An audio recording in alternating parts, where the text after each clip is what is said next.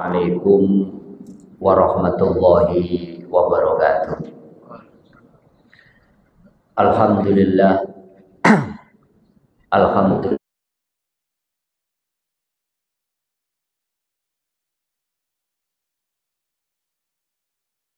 Asyhadu an la ilaha illallah wa asyhadu anna Muhammadan abduhu wa rasuluhu la nabiyya wa la rasula ba'da. Allahumma salli wa sallim wa barik ala sayyidina wa maulana Muhammadin wa ala alihi wa ashabihi ajma'in. Rabbi shrah li sadri wa yassir li amri wahlul 'uqdatam min lisani yafqahu qawli. Rabbana hab lana isti'dadan kamilan liqabuli faidikal aqdas. Amma ba'du. Ayyuhal hadirun wa ya ayyuhad dhuyufur rahman, saudara-saudaraku para tamu Allah yang baru saja menghadap Allah, menundukkan hati untuk menunaikan salat zuhur secara berjamaah. Alhamdulillah, mari kita senantiasa menghiasi hati dan kehidupan kita dengan selalu menjadi hamba Allah yang pandai bersyukur, selalu berterima kasih, menginsafi bahwa Allah senantiasa menganugerahkan kita begitu banyak kenikmatan, begitu banyak kemudahan, rahmat dan berkahnya. Wa in ta'uddu nikmatallahi la tuhsuha. Bahkan Allah menegaskan, kalau kalian mau jujur, mau menghitung-hitung nikmatku, kalian tidak akan pernah mampu untuk menghitungnya. Mudah-mudahan dengan senantiasa kita bersyukur, berterima kasih atas apapun yang Allah titipkan, Allah akan jaga nikmat yang hari ini ada dalam genggaman kita. Dan yang luar biasa, sebagaimana janji Allah, la in syakartum la azidannakum. Kalau kita senantiasa pandai mensyukuri atas apa yang Allah titipkan, Allah akan berikan tambahan karunia, nikmat dan kebaikan lebih banyak lagi untuk kita semua. Mudah-mudahan Allah senantiasa menambahkan nikmat, karunia dan fadilahnya untuk kita semua. Amin. Amin ya rabbal alamin.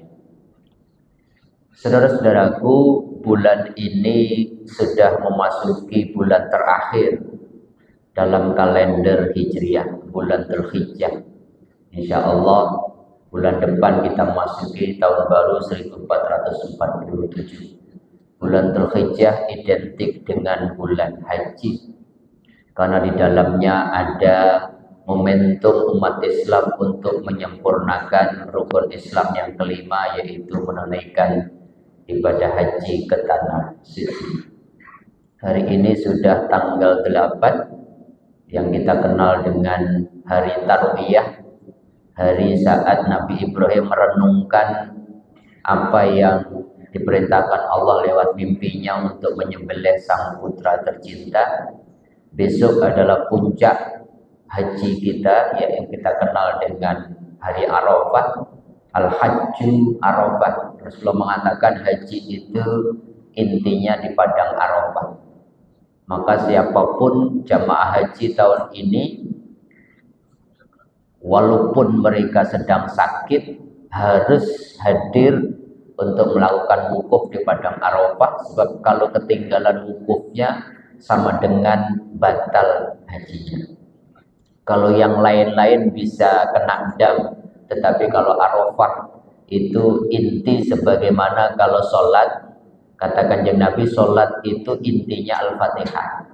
Kalau Al-Fatihahnya lewat, sholatnya hilang. Tapi kalau Al-Fatihahnya dapat, yang lain tidak sempat kita baca, sudah sah.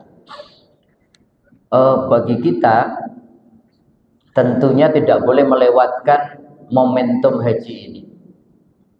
Bagi kita yang tahun ini tidak berhaji, boleh jadi karena sudah berhaji, karena haji diwajibkan cuma satu kali, atau mungkin istitoah kita.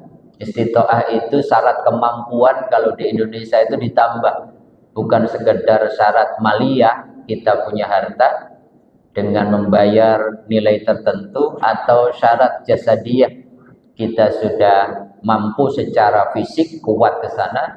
Tapi kalau di Indonesia ditambah syarat kota, jadi kuota dia. Jadi kalau kuotanya belum 15 tahun lagi, boleh jadi di beberapa daerah mungkin ada yang lebih dari 20 tahun. Walaupun kita sudah daftar tahun ini, mungkin istitoahnya, kemampuannya, waiting listnya bisa 15 atau 20 tahun. Jadi selama itu ya berarti Allah sudah catat niat kita berhaji, cuman pelaksanaannya aja, istitoahnya, aplikasinya tergantung syarat di masing-masing negara. Bagi kita yang tahun ini tidak berhaji, maka tidak boleh melewatkan momentum haji ini. Kita ambil hikmah, kita ambil pelajaran, karena sesungguhnya Bapak Ibu sekalian, yang namanya haji sekaligus kurban itu mestinya kita laksanakan setiap saat. Setiap hari 24 jam kita harus berhaji dan berkorban. Tentunya tidak dalam makna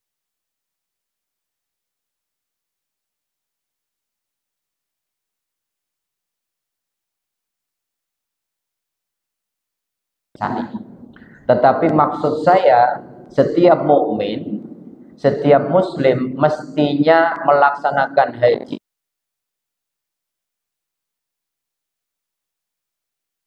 Nah, hakikat dari haji,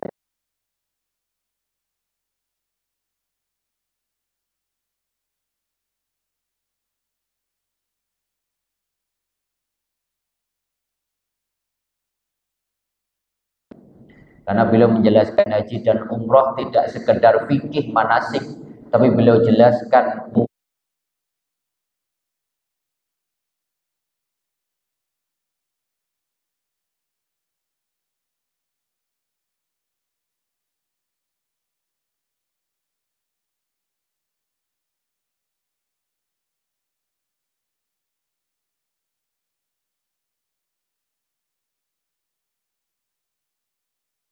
haji itu maknanya hajja yahujju hajjan.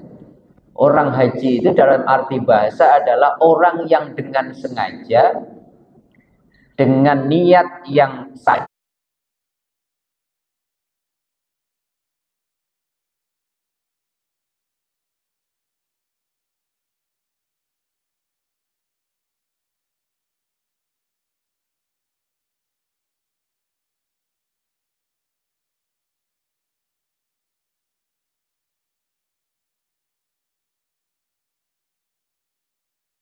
bahkan beliau mengatakan haji itu sebenarnya perjalanan ilaihi roji'un, perjalanan kita untuk pulang. Bukankah kita ini innalillah wa inna ilaihi roji'un, kita ini berasal dari Allah dulu lah. Hidup itu perjalanan ruh.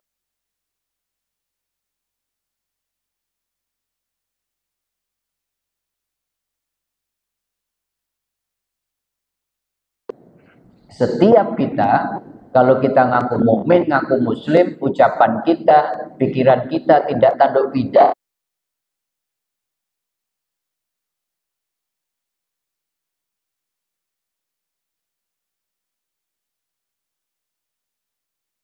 sesuatu kok tapi malah menjauhkan kita dari proses mendekatkan diri, berhaji kita gagal.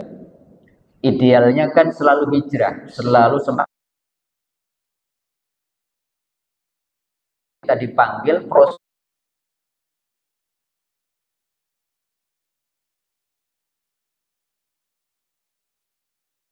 Kalian pengen berhaji setiap saat, tentunya kita butuh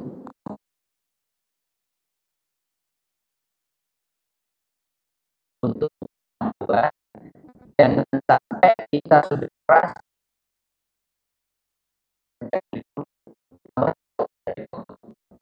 sudah.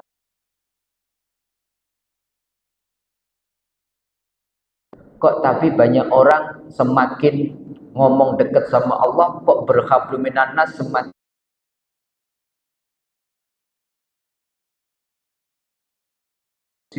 nggak mau lagi pengajian dengan saya. Ada yang salah dalam perjalanan spiritual seperti itu. Nah, mapnya apa? Panduannya apa? Ternyata Allah Maha Baik adalah tiga hambaku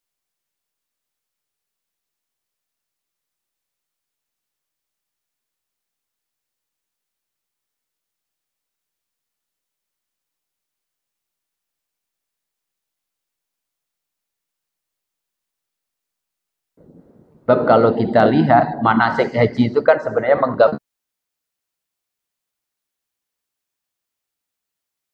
aja sinetron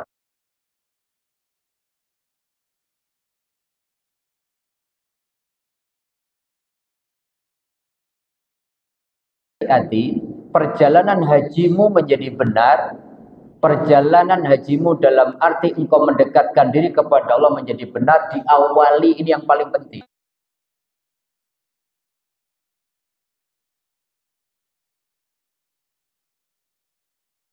Kita melakukan sesuatu, pastikan niatnya benar. Innamal a'malu binniyat wa innamal likulli imri'in ma nawa, bahwa sesungguhnya amal kita itu ditulis perjalanan ibadah mendekatkan diri kepada Allah atau sekedar urusan dunia, itu tergantung niatnya. Maka seseorang akan mendapatkan catatan aktivitasnya tergantung niatnya. Faman kana hijratu ilallah wa rasuli fa hijratu ilallah wa rasuli. Barang siapa meniatkan seluruh aktivitasnya untuk Allah dan Rasulnya, dia dapat Allah dan Rasul.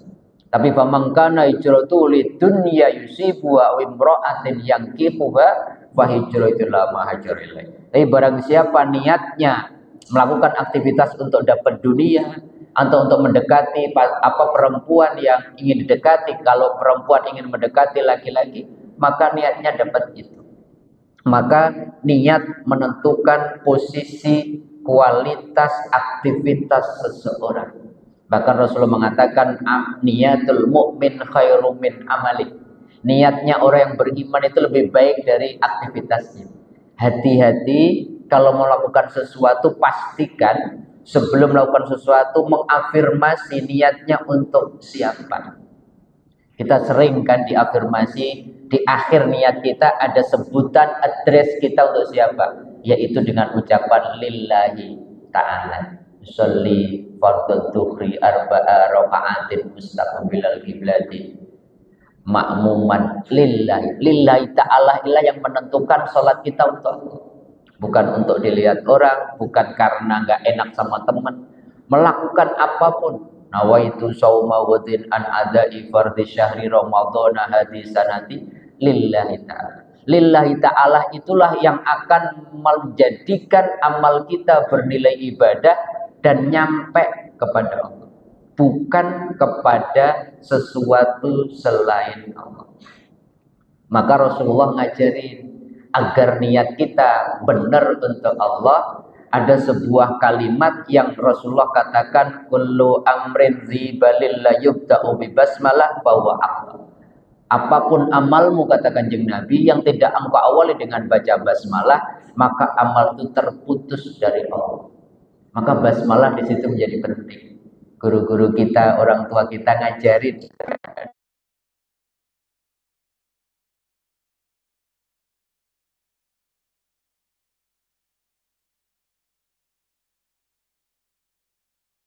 kita persembahkan untuk siapa? Untuk Allah. Sama-sama keluar dari rumah, Bapak Ibu kemudian keluar bekerja, kalau niatnya keliru, tulisannya cuma kerja. Tetapi kalau keluar dari rumah, sebelum keluar rumah mengatakan Bismillahi tawakkaltu 'alallah wala haula wala quwata illa billah, diafirmasi, ya Allah, saya mohon izinmu, mohon kekuatanmu, mohon bimbinganmu untuk keluar rumah menjemput rezekimu yang halal, untuk nafkah keluarga saya, agar saya bisa punya bekal untuk ibadah. Maka nilai pekerjaan itu sama-sama 8 jam kerja, yang satu ditulis cuma bekerja, nilainya dunia, tapi ketika bismillahnya benar, niatnya benar, ditulis ibadah. 24 jam harus kita akhiratkan. Mandi, coba selama ini kita niatkan apa? Kalau sekedar membersihkan badan, selesai badan kita bersih. Tapi kalau kita niatkan bismillahnya, mandinya adalah untuk membersihkan badan yang kau titipkan. Mudah-mudahan juga engkau bersihkan hatiku, agar saya bisa bersih nikmat ibadahku, dan seterusnya. Nilainya luar biasa. Maka tidak heran kan Rasulullah ngajarin kita di masing-masing aktivitas kita itu ada doanya. Bapak Ibu kalau punya doa harian yang banyak itu ditulis oleh banyak ustadz, doa harian saya punya agak tebel itu. Dari bangun tidur sampai tidur lagi itu ada doanya. Sebenarnya kan Rasulullah ingin mengajarkan bukan kita menghafalkan doa itu. Rasulullah ingin mengingatkan kepada kita, hei umatku, apapun yang engkau lakukan, pastikan itu engkau ingat Allah, engkau persembahkan untuk Allah. Maka niat menjadi penting. Maka orang kalau berhaji, niat itu penting sekali. Kalau orang sudah niat, biasanya orang haji itu langsung pakaian biasanya, pakaian yang dia pakai sehari-hari diganti dengan pakaian ihram. Maknanya apa? Kalau mau dekat sama Allah, tanggalkan pakaian dunia kita. Identitas dunia kita itu nggak penting buat Allah. Profesi kita, jabatan kita, rumah kita di mana, alamat kita seperti di KTP itu demi Allah. Allah nggak lihat itu dalam proses perjalanan orang yang mau dekat sama Allah. Innallaha la yanzuru ila azamikum wala ila suwarikum walakin yanzuru ila qulubikum wa a'malikum. Allah nggak lihat bentuk mukamu, nggak lihat pakaianmu, nggak lihat jabatanmu. Yang Allah lihat hatimu dan amalmu. Maka ayo kalau kita mau dekat sama Allah, identitas dunia yang seringkali kata ahli syariati membeda-bedakan kita dengan orang lain. Kadang kita meremehkan orang itu kalau bawa-bawa identitas dunia. Gara-gara yang kita bawa kita atasan, kadang kita mohon maaf memandang sebelah mata bawahan kita. Gara-gara identitas dunia yang kita bawa si kaya, maka dia akan mendolimi si miskin. Gara-gara kita punya gelar banyak, ilmunya banyak, kita kemudian memandang sebelah mata orang yang kurang ilmu. Dan seterusnya dan seterusnya. Bukankah konflik yang ada di dunia ini gara-gara kita mempertahankan ego identitas dunia, padahal itu semua nggak diakui oleh Allah. Walibasut taqwa khair, kata Allah dalam surat Al-A'raf ayat 26, pakaian ketakwaan itu yang lebih indah, lebih baik. Yang dilihat oleh Allah bukan pakaian yang bersifat duniawi, attachment, sesuatu yang melekat yang bersifat duniawi itu. Kalau kita mau dekat sama Allah, tanggalkan. Pakailah pakaian satu hal yang diberikan Allah dalam surat 51 ayat 56, wa ma khalaqtul jinna wal insa illa liya'budun. Kalau kita terjemahkan sederhana, saya ini mengakui identitasmu hanya sebagai hamba Tuhan. Kita ini identitasnya satu sama Abdullah, hamba Tuhan.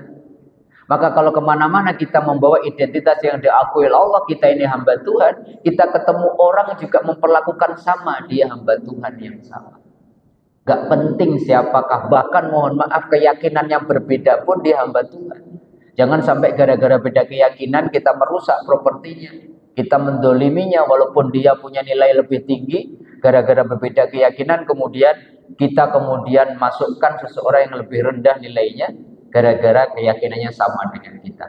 Itu yang seringkali tidak disadari. Kata ahli syariati, perjalanan spiritual mendekatkan diri kepada Allah seringkali dihambat oleh pakaian-pakaian dunia. Tanggalkan itu, maka orang pakai ihram semua. Pakaian putih, bersih, hatinya yang penting. Gak perlu pakai wangi-wangian kan, malah gak boleh kan kalau sudah pakaian ihram. Karena Allah gak butuh wangi-wangian dunia.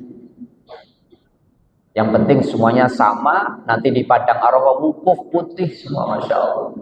Untuk menunjukkan di hadapanku sama semua.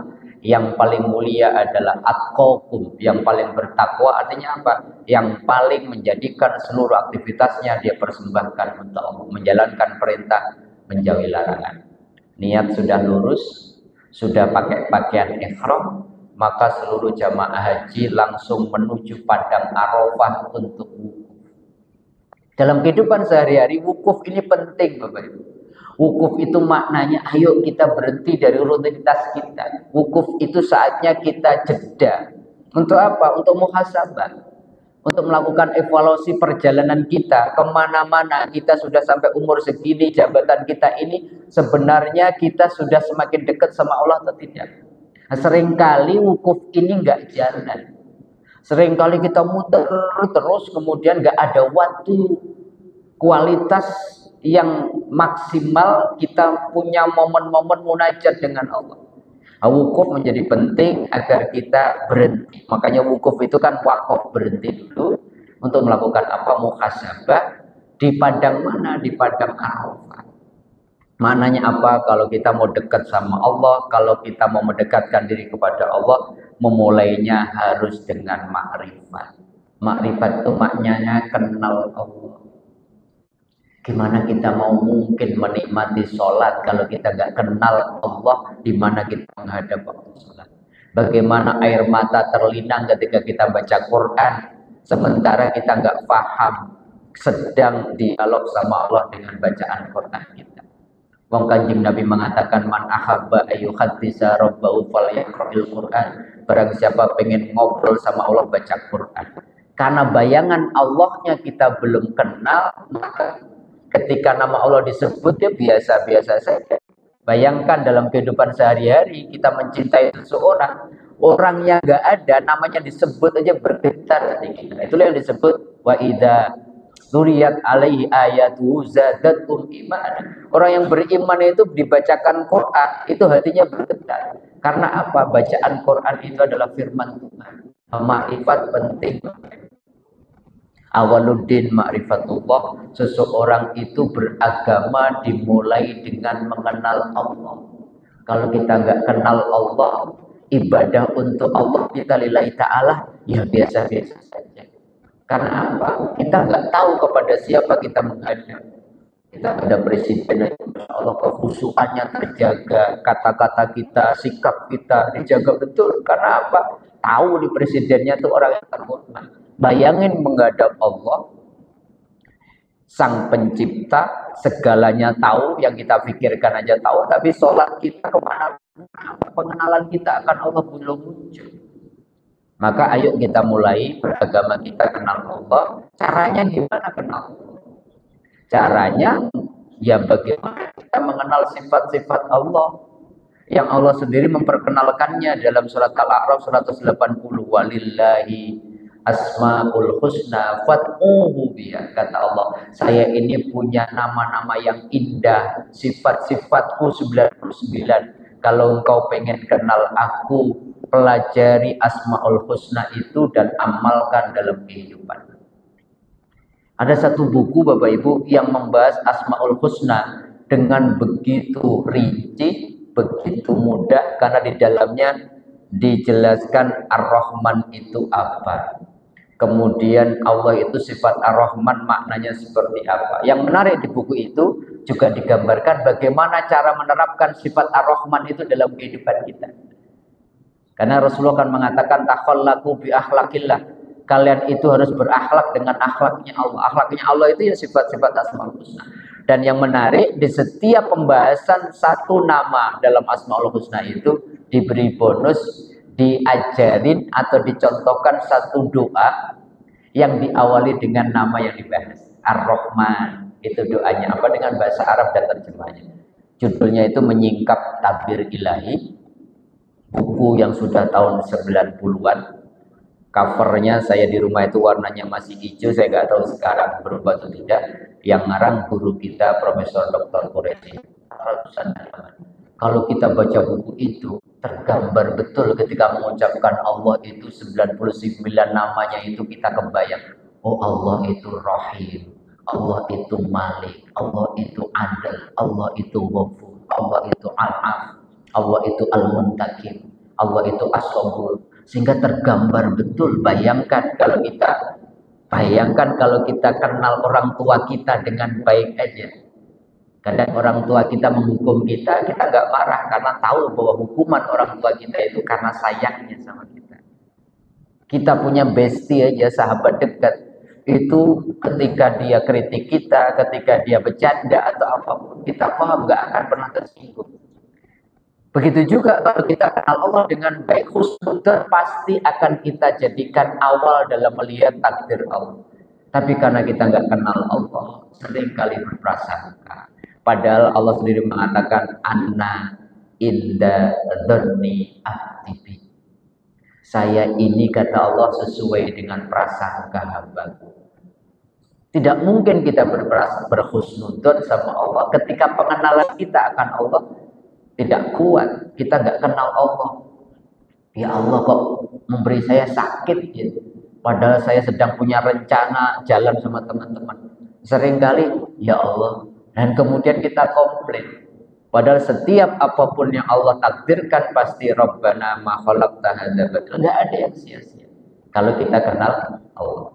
Jadi itu kalau Bapak Ibu pengen mengenal Allah, baca Menyingkap Takdir Ilahi judulnya. Itu buku yang menurut saya luar biasa, membantu kita untuk mengenal Allah dengan baik sekaligus menerapkan sifat itu dalam kehidupan kita. Kalau sudah kenal Allah, maka beragama menjadi ringan, menjadi nikmat. Ketika sholat, saya sedang menghadap Allah. Ketika saya puasa, saya sedang menghadap Allah. Ketika saya sedekah, saya sedang ketemu Allah. Karena Allah sendiri mengatakan, kalau kamu pengen ketemu aku, temui aku di orang-orang yang kurang mampu. Kalau ada orang sakit, kita jenguk, kita ketemu Allah di situ.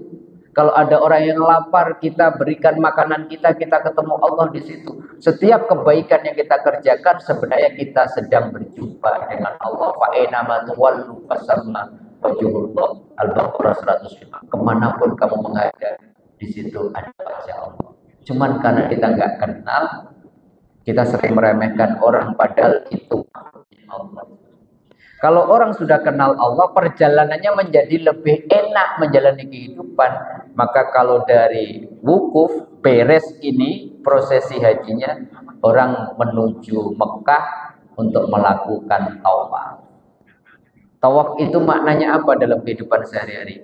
Bapak, Ibu, kalau kita sudah kenal Allah, silahkan kita tawaf. Tawaf itu maknanya beraktivitas, muter-muter dengan segala profesinya. Yang dokter silakan tawaf dengan profesi kedokterannya, yang pedagang silakan tawaf dengan profesi dagangnya, yang dosen silakan tawaf dengan prosesi ngajarnya, yang atlet silakan tawaf dengan latihan dan pertandingannya. Tetapi kalau sudah kenal Allah, tawaf apapun tidak penting.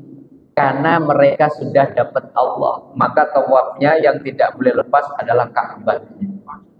Kalau orang sudah kenal Allah, mau berprofesi apapun tidak pernah melupakan Ka'bah, tidak pernah melupakan Allah. Yang atlet waktunya sholat berhenti. Karena apa? Aktivitasku menjadi kosong, nol, rugi kalau Allahnya hilang. Surat Al-Munafiqun 63 ayat 9. Ya ayyuhalladzina amanu la tulhikum amwalukum wala auladukum an dzikrillah wa may yaf'al dzalika fa ulaika humul khasirun. Janganlah pekerjaan kalian, tawafmu, melupakan engkau akan Allah. Sebab kalau engkau tawaf beraktivitas, Allahnya engkau lupakan, nilainya kosong. 2 hari yang lalu saya menyampaikan ini, ngomongin tentang untung dan rugi. Tiba-tiba ada jamaah yang nanya, Pak Ustadz, menurut Islam untung dan rugi itu rumusnya apa? Kalau dunia kan jelas, kalau rugi modal kita 10, tiba-tiba tinggal 5 atau habis rugi. Dan saya berikan jawaban, di dalam Islam untung itu dapat Allah, rugi itu dapat selain Allah. Jadi kalau kita dapat Allah sama dengan dapat angka 1. Dunianya mungkin cuma dapat 01 tapi jadi 10. Tapi kalau kita dapat dunia tapi hilang Allah, cuma dapat 00, walaupun kosongnya 23, kalau nggak ada satunya nggak ada nilainya. Maka orang beriman yang penting dapat Allahnya dulu. Bahwa dunia itu tidak menentukan derajat seseorang, tapi Allah dulu. Barang siapa dapat Allah sudah dapat segalanya. Tapi barang siapa kehilangan Allah, kehilangan segalanya, walaupun pencapaian dunianya maksimal. Rabbana atina fid dunya wa ma lahu fil akhirati min khalaq. Bapak Ibu kalau baca doa ini itu ngeri. Doa ini diabadikan dalam surat Al-Baqarah ayat 200 dalam rangkaian prosesi haji. Haji itu dimulai dari 197 sampai 200 sekian dalam surat Al-Baqarah ngomongin tentang haji. Allah mengatakan begini, wa minan nasi may yaqulu rabbana atina fid dunya wa ma lahu fil akhirati min khalaq. Ada orang-orang yang hidupnya doanya begini, ya Allah saya pengen dunia. Gak dapat akhirat gak apa-apa. Artinya apa? Dia pengen dapat kosong banyak tetapi satunya gak dapat. Yang benar kan 201-nya yang kita anggap sebagai doa sapu jagat. Wa minhum may yaqulu rabbana atina fid dunya hasanah wa fil akhirati hasanah wa qina adzabannar. Maka tawaf maknanya adalah silakan kita beraktivitas tetapi Ka'bahnya jangan lupa. Waktu sholat, aturan-aturan Allah dijaga. Maksimal setinggi apapun capaian dunia kita, kalau Allahnya lepas sama dengan faulaika humul khasirun, rugi kita. Kalau orang sudah tawaf, Ka'bahnya tetap ada aktivitas apapun, maka segera menuju Bukit Sofa dan Marwah untuk melakukan sa'i. Sa'i dalam kehidupan sehari-hari walaupun kita nggak berhaji sebenarnya mengajarkan dua hal. Sa'i itu mengajarkan pertama tentang tawakal, yang kedua sa'i mengajarkan tentang ikhtiar. Digambarkan Bunda Hajah ditinggal sendirian sama anaknya yang masih kecil di negeri Mekah yang nggak ada kehidupan, tetapi ketika dia nanya sama suaminya, wahai suamiku Nabi Ibrahim, engkau pindahkan aku dari Mesir yang semuanya serba lengkap karena tinggal di istana, pindah ke Mekah ini karena perintah Allah atau karena cemburunya Sarah karena Sarah istri pertama belum dapat anak? Kata Nabi Ibrahim, ini perintah Allah wahai istriku. Jawaban Bunda Hajar luar biasa. Kalau ini perintah Allah, walaupun saya pindah dari istana menuju Mekah yang gak ada kehidupan, saya yakin Allah akan berikan kehidupan kepadaku. Maka Bunda Hajar lewat ibadah sa'inya mengajarkan kepada kita. Kita harus yakin rezeki sudah ada yang atur. Tidak akan pernah ketukar. Tetapi keyakinan kita, tawakal kita yang luar biasa itu tidak menjadikan Bunda Hajar berpangku tangan. Kalau kita meyakini Allah telah berikan rezeki kepada kita, tidak berarti kita berpangku tangan di rumah. Nanti juga rezekinya datang. Yang dilakukan Bunda Hajar ketika Nabi Ismail menangis, yang dilakukan Bunda Hajar segera berlari, dalam artian segera ikhtiar. Ikhtiarnya dimulai dengan sofa, niatnya bersih. Sofa itu maknanya juga enggak pantang menyerah, enggak mudah putus asa. Dan sekali dari Bukit Sofa ke Marwah kok enggak dapat kehidupan, enggak dapat air, balik lagi ke Sofa, balik lagi ke Marwah sampai 7 kali. Angka 7 itu bukan bayangkan nanti, Bapak Ibu nggak boleh membayangkan kalau saya sudah ikhtiar 7 kali cukup, enggak. Angka 7 dalam tradisi Arab zaman itu adalah angka maksimal yang mereka pahami.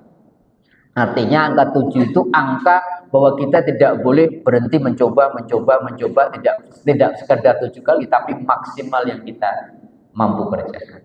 Sofa itu maknanya niatnya lurus kalau jemput rezeki. Tapi di dalam sofa ada sebuah kandungan makna. Di dalam menjemput rezeki, di dalam ikhtiar, engkau tidak boleh mudah putus asa. Dan akhirnya apa? Akhirnya manjada wajada, barang siapa tidak putus asa sungguh-sungguh dapat di Marwah. Dapat zamzami. Si air itu simbol dari kehidupan.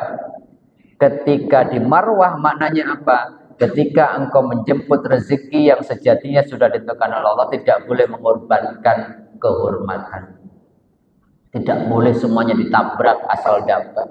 Nggak boleh gratifikasi, nggak boleh nyogok, nggak boleh nipu. Itu marwah. Marwah itu kehormatan kita mesti tetap terjaga untuk dapat sesuatu yang Allah tadi janjikan dengan ikhtiar. Tapi selain menjaga kehormatan, marwah juga maknanya bermurah hati. Maknanya apa? Kalau kita sudah sukses, jangan dinikmati sendiri. Bagilah dengan orang-orang di sekitar kita. Fa'amma binikmati fahadis. Kalau punya rezeki, kabarkan, bagi. Itu makna dari marwah. Menjaga kehormatan, cara mendapatkannya kalau sudah dapat harus menjadi rahmatan lil alamin, menjadi orang yang bermanfaat karena kita sharing apapun yang kita miliki, ilmu kita share, makanan kita share, kesuksesan kita bagi sehingga orang-orang mendapatkan kebaikan dari kehadiran kita. Kalau ini sudah beres, maka perjalanan seseorang selesai karena kemudian diakhiri dengan tahallul. Tahallul maknanya kalau mau dekat sama Allah, baik ketika orang haji maupun ketika kita sehari-hari dalam kehidupan kita, kita harus rela memotong segala hambatan, segala hijab yang akan menjadikan perjalanan spiritual kita menjadi terhalang. Tahallul itu sifat-sifat buruk kita, kesombongan kita cukur, riak kita cukur, kemarahan kita cukur, iri dengki kita cukur. Segala penyakit-penyakit rohani, penyakit-penyakit hati yang begitu banyak dalam hati itu harus kita bersihkan. Karena perjalanan spiritual itu membutuhkan hati yang bersih.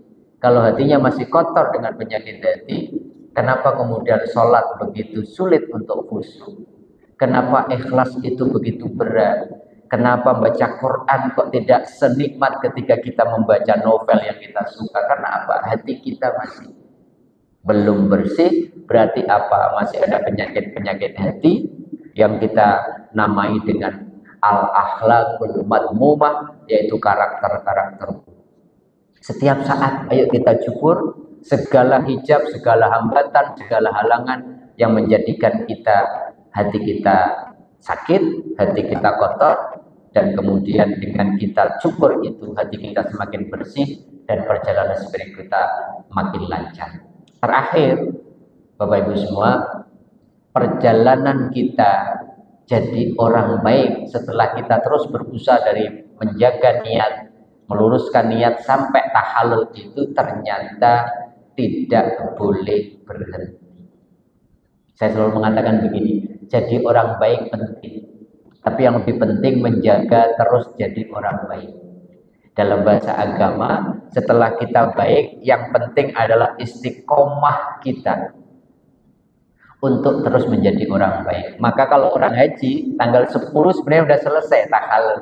Tapi kenapa disuruh ke Mina 2 hari kalau nafar awal, atau 3 hari untuk nafar sani, untuk melakukan lontar jumroh.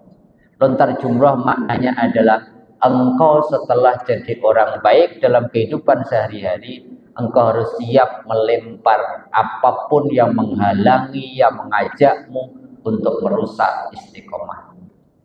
Dan melemparnya di 3 tempat Bapak Ibu. Kerikilnya 7 lagi maksimal. Di Ula, di Wusto, di Aqobah, di Mina. Artinya apa? Banyak nanti rintangan, gangguan dari setan maupun dari sekitar kita. Di awal perjalanan kita jadi orang baik diganggu. Di tengah-tengah jadi orang baik diganggu. Bahkan setelah kita melakukan aktivitas kebaikan aja diganggu keikhlasannya. Dengan cara apa? Menyebut-nyebut kebaikan kita. Ngundi-ngundi, apa ngundi-ngundi? Dalam bahasa Jawa itu 10 tahun bantunya, tapi setelah 10 tahun kita mantap bantuan, dan yang gak dibantu, atau yang kita bantu 10 tahun yang lalu fitnah kita. Kamu dulu 10 tahun, ketika semua orang meninggalkan kamu, yang ada buat kamu sekarang kamu fitnah. Itu habis keikhlasan. Maka lontar jumrohnya gak di 3 tempat, di Ula, mau sedekah aja udah diganggu.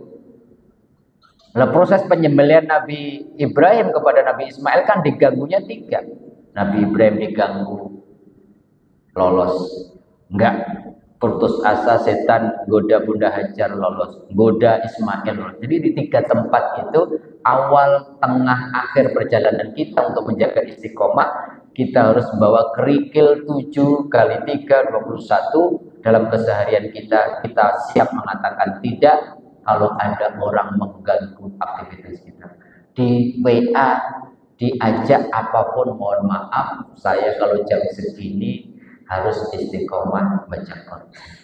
Saya kalau jam segini taklim saya untuk ketemu yang lain mungkin di hari lain, tapi taklim saya harus istiqomah. Saya punya ibu angkat kalau habis maghrib tidak pernah meninggalkan sajadah sampai isya. Siapapun yang nelpon bahkan atasannya atau apapun tidak akan pernah diangkat. Karena apa?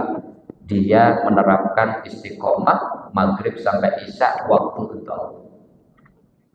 Bapak Ibu punya istiqomah berbeda-beda habis sholat fardu. Ada yang istiqomah baca sholawat nariyah 11 kali. Sesibuk apapun enggak, 11 kali ini harus saya baca. Mungkin habis rapat, habis sholat dari tempat masjid ke tempat rapat an-nariyah 11 kali. Ada orang yang baca waqiah setiap habis asar. Ada orang yang menerapkan ini. Itu harus dijaga betul, kalau enggak istiqomah kita kemudian tidak jalan dan kita mundur lagi menjadi orang yang tidak baik lagi. Untuk itu semua kita wajib dan harus rela berkorban. Mengorbankan kadang-kadang kesenangan kita, mengorbankan harta kita agar kita bisa tetap jadi orang baik. Jadi korban bukan sekedar darah, bukan sekedar daging, karena Allah mengatakan yang nyampe sama Allah bukan dagingnya, bukan darahnya, tapi ketakwaan kita. Korban itu setiap saat mesti kita lakukan agar yang namanya Ismail, kecintaan kita kepada selain Allah itu jangan sampai menghalangi kita untuk dapat cinta Allah. Itulah kira-kira Bapak Ibu semua gambaran bahwa sejatinya setiap mukmin, setiap muslim harus melakukan proses berhaji setiap saat, dalam arti seluruh aktivitasnya harus diniatkan untuk mendekatkan diri kepada Allah Subhanahu wa taala. Mudah-mudahan kita bisa berhaji, berkorban setiap saat. Begitu juga mudah-mudahan kita bisa berhaji secara fikih. Bagi yang belum haji ke tanah suci, mudah-mudahan di tahun-tahun mendatang kita diberikan panggilan oleh Allah untuk bisa menziarahi dua tanah haram, yaitu Makkah Mukarramah dan kemudian Madinah. Dan mudah-mudahan keluarga kita juga diberikan kesempatan untuk menyempurnakan rukun Islam kita dengan berhaji, atau minimal kita diberi kesempatan untuk ziarah untuk melakukan ibadah umroh. Amin. Amin ya rabbal alamin. Mudah-mudahan yang sedikit ini ada manfaatnya. Kurang lebihnya mohon dibukakan pintu maaf. Wal minkum. Wassalamualaikum warahmatullahi wabarakatuh. Subhanaka Allahumma wa bihamdika asyhadu an la ilaha illa anta astaghfiruka wa atubu ilaik.